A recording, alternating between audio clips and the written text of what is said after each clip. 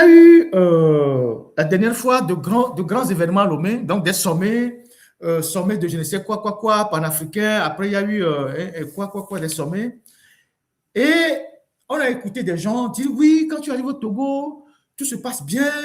Il y a quelqu'un qui a confondu le port de Lomé à l'aéroport. Il a parlé de web aéroportuaire. Je ne savais pas que le port et l'aéroport avaient les mêmes fonctions. Au Togo, pour qu'on nous parle de web aéroportuaire, les gens racontent tout et n'importe quoi. Je vais échanger un peu avec vous aujourd'hui sur l'aéroport de Lomé, qu'ils appellent l'aéroport Gnassingbé Yatema.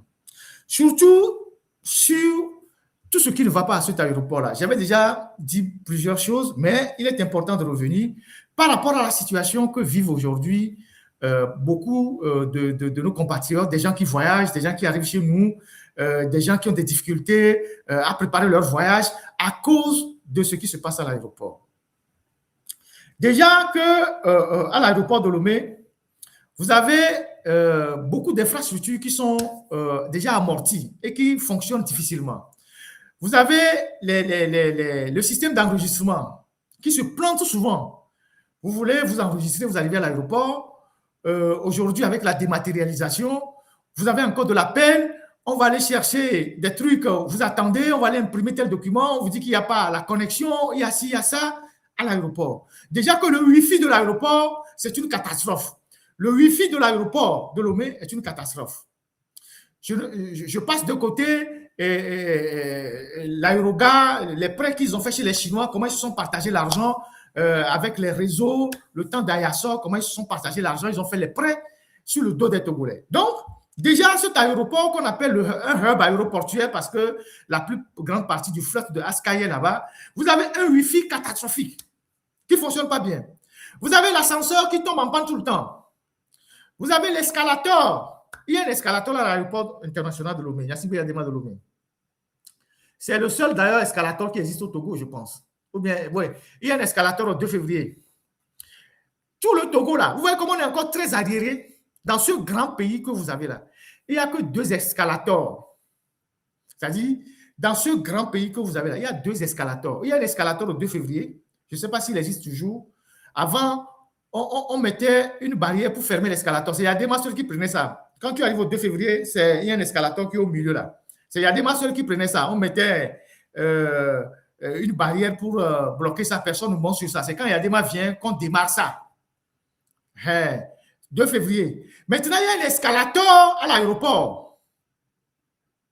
Donc, dans tout le Togo là, de Fort Gnassingbé, il n'y a que 2 escalators. Donc, il y a des Togolais qui sont à Lomé, qui sont même des grands cadres. S'ils n'ont pas la chance de connaître l'Occident, le Ghana, le Bénin ou le Nigeria, ils savent pas ce qu'on appelle escalator. S'ils montent sur ça, il va tomber. C'est comme les Magic System. Ils ont chanté premier Gaou à Paris. Il est monté sur l'escalator. Quand il est tombé. Donc, tout le Togo là, il n'y a que 2 escalators. Un escalator le 2 février, je ne sais pas si ça marche, et un escalator à l'aéroport. Donc, ce pays a toutes les caractéristiques d'un pays moyenâgeux. Donc, l'escalator de l'aéroport, ça tombe régulièrement en panne. Le site qu'ils ont créé avec Cyril Lawson, au temps de Covid, où ils se sont fait beaucoup d'argent pour dire Togo voyage. Quand tu veux voyager, tu remplis toutes tes formalités sur le site avant d'arriver à l'aéroport. Le site se plante tout le temps. Tout le temps. Et pourtant, l'aéroport génère beaucoup de milliards. Le site se plante tout le temps. Les gens arrivent à l'aéroport pour faire les formalités d'immigration. Vous attendez 30 minutes, 40 minutes, 45 minutes. Parce qu'il n'y a pas assez d'ordinateurs, il n'y a pas assez de postes pour délivrer les visas, régler les problèmes. Il n'y a pas de connexion. Aéroport de Lomé. La porte d'entrée et de sortie d'un pays. La porte d'entrée et de sortie d'un pays. Aéroport de Lomé. Tous ceux qui travaillent à l'aéroport se plaignent. Quand tu descends à Lomé, tu fais 1 heure de temps pour juste les formalités, alors que le Togo n'est pas un grand pays. On te dit non, il n'y a pas de connexion. Monsieur, attendez, sans oublier tous ceux qui vous demandent de l'argent. Les policiers, les soldats. Ah, patron, il fait chaud, on est sur le soleil, il faut faire quelque chose. Dès que tu arrives à Lomé, tu sens que tu rentres dans un pays de misérables. Parce qu'on te demande déjà l'argent à l'aéroport. Soit au départ, soit à l'entrée. Tout le monde est mendiant à l'aéroport de Lomé. On te demande l'argent. Vu, ça dit à ciel ouvert. On te demande l'argent, au vu au-dessus de tout le monde. Oh, patron, fais quelque chose, fais quelque chose, fais quelque chose. Voilà. Et donc, vous allez voir les gens qui sont à la société de handling, ils se plaignent. Ceux qui sont à la SAT, ils se plaignent. Ceux qui sont ici, les hôtesses, elles se plaignent. Tout le monde se plaint à l'aéroport de Lomé. Et la SAT, vous savez qui est le PCA? Je pense que c'est toujours Damipi. Le plus grand voleur devant l'Éternel. Complicité de Fonia Sibé. Damipi, nous beaucoup. Le plus grand voleur devant l'Éternel. Jamais poursuivi, jamais inquiété. Parce que c'est lui qui reste dans l'ombre et avalise toutes les magouilles qui profitent à Fonia Sibé. Damipi, nous beaucoup. Il était un cadre de la société. Il est devenu multimilliardaire. Depuis quand quelqu'un qui est un employé de la société, dès qu'il est devenu ministre, il devient multimilliardaire. Regardez ces maisons à Gualepedo. Il a des actions partout. Il est à la CEB aujourd'hui, il est conseiller à la présidence, il est PCA de la SALT, c'est lui qui signe les grands dossiers. Oh, le dossier de Bolloré que j'ai passé dimanche, c'est lui qui a signé ça. Je vais repasser ce dossier tout à l'heure. Contour global, c'est toujours lui. Ce sont les experts en magouille. Ces gens-là, même si demain, le Togo change, peine de mort même, c'est peu pour eux. Déjà comme ça, peine de mort, c'est peu pour eux. Surtout que les milliards même qu'ils volent, ils ne font rien pour aider leurs propres frères. Ils emmagasinent l'argent pour leur propre bien-être. Donc, c'est lui le président du conseil d'administration. Aujourd'hui, vous avez les hôtesses aussi, qui sont traités comme des domestiques. Les hôtesses dans un aéroport, c'est une vitrine du pays. Mais au Togo, les hôtesses sont traitées comme des boniches, sont traitées comme des je ne sais pas comment dire. Elles travaillent à des heures pas possibles. Elles ont des salaires qui sont plus ou moins intenables par rapport à tous les efforts qu'elles consentent. Elles n'ont pas de prime d'ancienneté. Elles n'ont pas de prime d'heures supplémentaires. Les heures supplémentaires ne sont pas payées. Il y a des vols que vous attendez à 20 heures. Le vol arrive à 22 heures. Vous travaillez 2 heures de plus. Vous n'avez pas de prime d'heures supplémentaires. Vous n'avez pas de sécurité sociale totale. Ils ont des sécurités sociales partielles. Si vous faites un accident de travail, personne ne s'occupe de vous. Vous terminez tard dans la nuit. Quand vous rentrez chez vous, il n'y a pas de sécurité. C'est dans ces conditions-là que ces hôtesses travaillent. Les hôtesses sont à la fois ceux qui assistent les voyageurs, ceux qui font les services, ceux qui lavent même les assiettes. C'est pour ça que je dis on les traite comme des boniches. Ce sont elles qui lavent les assiettes, qui lavent les tasses de thé, les assiettes dans lesquelles les gens mangent au VIP ou tout ça. C'est elles qui lavent ça. L'aéroport n'a pas de restaurant traiteur. Il n'y a pas de traiteur qui viennent mettre les choses au propre. Il ne reste que les toilettes que les hôtels vont nettoyer. Les hôtesses vont nettoyer. Et ce business-là, ça profite à qui? Ça profite toujours aux pontes du régime. Il y a 2 sociétés que j'avais dénoncées par le passé qui gèrent les hôtesses. Il y a la société Assistance Concept Service qui emploie 30 hôtesses. C'est des sociétés de sous-traitance, donc je pense que les hôtesses sont des intérimaires. Et cette société d'Assistance Concept Service appartient à qui? Teko Meonaovo. Les anciens, vous savez qui est Teko Meonaovo? Teko Meonaovo, c'était l'ancien directeur de cabinet du ministère de l'administration territoriale pendant des années. C'est un apparatchik du régime RPT. Je ne dirais pas uni, du régime RPT. Et c'était un grand animateur d'animation, animation politique.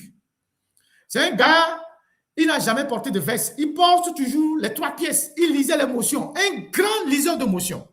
Donc, lui, pour le récompenser, on lui a donné l'agrément à sa société pour employer les hôtesses à l'aéroport. Il est déjà à la retraite. Avant, même quand il n'était pas à la retraite, c'était toujours lui pour cette société-là. Et avant, les filles allaient chez lui à la maison pour prendre leur salaire. Les filles allaient chez lui au cabinet au ministère ou à la maison pour prendre leur salaire. Et quand les filles venaient, ils draguaient ceux qu'ils pouvaient draguer, celles qu'ils pouvaient draguer, ils faisaient les avances aux filles Et après, les filles qui refusent, ils mettaient la pression sur eux. Donc, il y avait un harcèlement sexuel quelque part derrière. Et depuis, il est à la retraite. Et lui, c'est son gombo. Donc, on paye les filles, donc on paye sa société, et c'est lui qui paye les filles. Donc, lui, peut-être qu'il est payé à 300 000 francs, bien 250 000 francs, et il paye 160 000 aux filles ou 170 000 francs de salaire aux filles. Donc, lui garde la moitié. Donc, les gens qui ont travaillé dans l'administration, ils créent une société, on lui donne un marché, il est tranquille à la maison et il gagne toujours de l'argent, alors qu'il y a des jeunes qui n'ont pas de boulot. Donc, ça, c'est la première société de M. Teko Meonaovo, assistance, concept, service. Après, il y a la société Bamondi. Ça, c'est les Bagnans, ça. Donc, c'était la fille de Bagnan, celle qui est décédée, celle qui était dans l'esthétique, qui avait aussi ce marché-là, le deuxième marché. Eux aussi, ils ont 30 ou 35 hôtesses. Et donc, depuis que cette dame est décédée, c'est sa fille qui a les rênes de la société. Et ce sont des gens qui profitent énormément de tout ce qui se passe là-bas, qui exploitent les filles là comme ils veulent, qui ne veulent pas que les conditions de ces filles-là s'améliorent. Et ces filles-là sont exploitées comme des boniches. Donc, ce sont les deux sociétés qui gèrent le personnel d'hôtesse à l'aéroport. Il semble qu'il y a une troisième société qui s'est jouée à ça, mais je ne sais pas lequel. Mais c'est les deux sociétés. Donc, AC Conseil, oui, c'est ça. Donc, ACS de Teko Meonaovo, et puis, comment l'appelle-t-on, la société Bamondi, qui appartenait à la fille de Bagnan, qui est décédée. Donc, c'est sa fille et la fille de cette dame qui gère toujours la société. Donc, vous voyez comment les barons se sont partagés les pans de l'économie. Donc, vous avez aussi la société de Handil. Handil qui est là, dans lequel j'avais fait un dossier quand j'étais encore au Togo. On a vu les actionnaires de Handil à l'époque. Donc, il y a Fort Nyasingbe, tout ça qui était dedans. Vous avez donc les hôtesses, on a partagé ça aux gens. Vous avez les duty free aussi qu'ils ont partagé entre eux. Vous avez le gars de la villa là, comment il s'appelle? Il y a un blanc qui a un restaurant là où qu'on appelle la villa. Je ne sais pas comment il s'appelle ce blanc là. Sur le boulevard, il y a un blanc qui a un restaurant qu'on appelle la villa. Il s'appelle Ludovic. Oh, Olivier, je ne sais pas qui. Il y a un blanc là-bas. Voilà. Lui aussi, il a avec les barons, donc lui, il est la face cachée des barons. Ceux qui font les formalités, vous arrivez à l'aéroport, ceux qui prennent le passeport et qui font les trucs là, c'est eux ça. C'est aussi leur groupe ça. Donc, il y a les barons qui sont derrière lui. Il y a des généraux, il y a des ministres qui sont derrière lui. C'est pour ça que sa société, la villa là, c'est juste un coin bizarre de blanchiment d'argent. Donc, vous allez voir que souvent, c'est les Bawara, c'est les gars là que vous retrouvez toujours dans ces endroits-là. Parfois, quand vous arrivez même là-bas, on vous dit que vous ne pouvez pas rentrer parce que, bon, c'est un endroit où ils se retrouvent entre eux pour faire leur magouille. Donc, lui aussi, il a une partie, mais il est la face cachée. Il y a d'autres barons derrière lui et ils exploitent les gens. Voilà comment, quand on vous dit que l'aéroport de Lomé fait un grand bond, l'aéroport fait des recettes, voilà ceux qui profitent des recettes.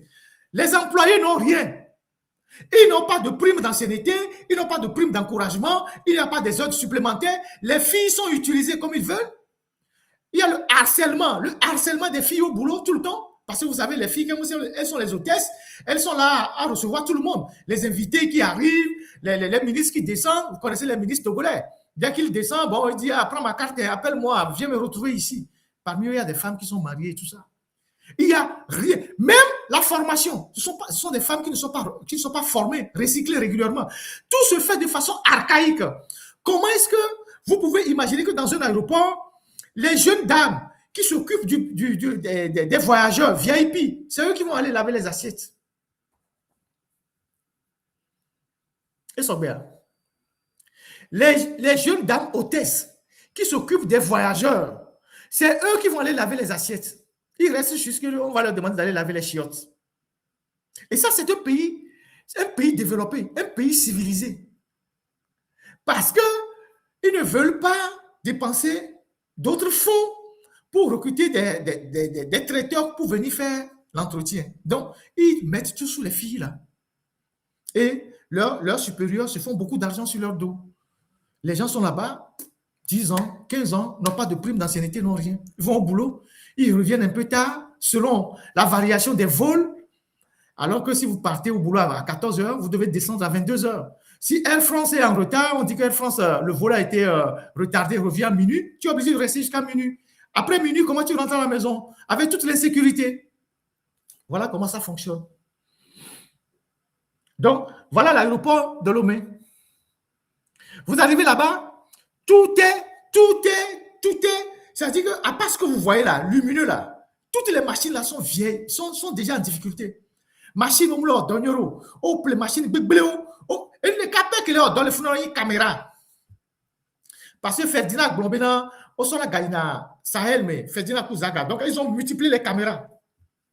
Ils ont renforcé les caméras maintenant. Depuis qu'on a dit ça, ils ont mis plein de caméras et ils ont mis plein de soldats en civil qui sont là pour regarder tout le monde. À part ça, là, tout le reste du dispositif, là, c'est paillon. Et vous avez un président qui, par semaine, part de cet aéroport au moins 3-4 fois. Bon, c'est vrai qu'il passe par le pavillon présidentiel. Vous avez un président qui décolle de cet aéroport au moins 4 fois par semaine. Il se promène. Même les mythos, l'aéroport en tout temps. Et moi, que Dieu les Tichinga, ça peut, moi, so yi. Et dire, là, oui, mais quoi que moi, pour dire, surtout défi, que même comme les fous. Fou l'effort, tout là, il y en a tous les jours. Et moi, que Dieu les défi, que les ronds-points, les fous. Et moi, que Dieu le rond-point, les fous, tout défi, que même comme il va être notre dame du Liban. Regardez cette rue. Mais quoi, quartier, on a les quartiers au pourri. Regardez comment ces quartiers sont sales. Quand il pleut, regardez. Mais c'est la route principale de Fonya Sibé. À croire que il aime que le pays soit comme ça. Il y a les gens qui disent oui, on ne lui dit rien. Mais il est président pour dormir dans sa chambre. Mais il est président pour être sur le terrain, pour sortir, pour regarder. Mais la route que lui-même pratique tous les jours, pour aller à l'aéroport, regardez cette voie-là, cette voie. Quand il pleut, ils ont fait des regards, je ne sais pas, j'ai monté les photos ici, regarde les baignades, des bus pour recueillir de l'eau. Comment on appelle ça en construction? Ma tête chauffe un peu.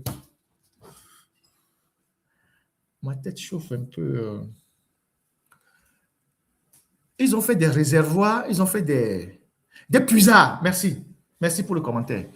Ils ont fait des puisards au bord de la route. Mais c'est bon. Vous avez une fois appris qu'en travaux publics, on fait des puisards au bord de la route pour recueillir l'eau. Ils ont fait des puisards. C'est-à-dire, au lieu de faire les caniveaux du rond-point de l'aéroport à Notre-Dame, ça fait combien de kilomètres? Même pas 2. Et du rond-point et de Notre-Dame du Liban au marché des Djiranaoui, ça fait combien de kilomètres? Même pas 2. Disons 5 kilomètres minimum. On ne peut pas faire des caniveaux de l'aéroport jusqu'au niveau du marché des Djiranaoui et combiner ça avec il y a un canal qui est sous le goudron du marché des Djiranaoui. La double voie là, il y a un canal sous le goudron. Donc, on fait un regard là-bas, on communique ça. Le canal qui est sous le goudron là, il va jusque dans le bassin de Zior, après le contournement. Il y a un canal là-bas. Donc, il ne peut pas faire construire des caniveaux sur 5 km pour assainir la voie, planter des feux, couper les arbres, mettre des lumières. De telle sorte que même lui, quand quelqu'un vient chez lui, dit voilà ce que j'ai fait pour mon pays. La route que lui-même il prend pour aller à l'aéroport, la route est sale. La route est sale. 20 ans. La route que lui-même il prend pour aller à l'aéroport, la route est sale. 20 ans. 20 ans de pouvoir. Vous attendez quoi de ce gars? Madame Nyakadé nous a dit, même un seul jour de plus, c'est un jour de perdu pour le Togo. Que chaque jour que vous permettez à ce gars d'être à la tête du Togo, c'est un jour de retard pour le Togo. Et elle a raison. Elle le connaît mieux que nous tous.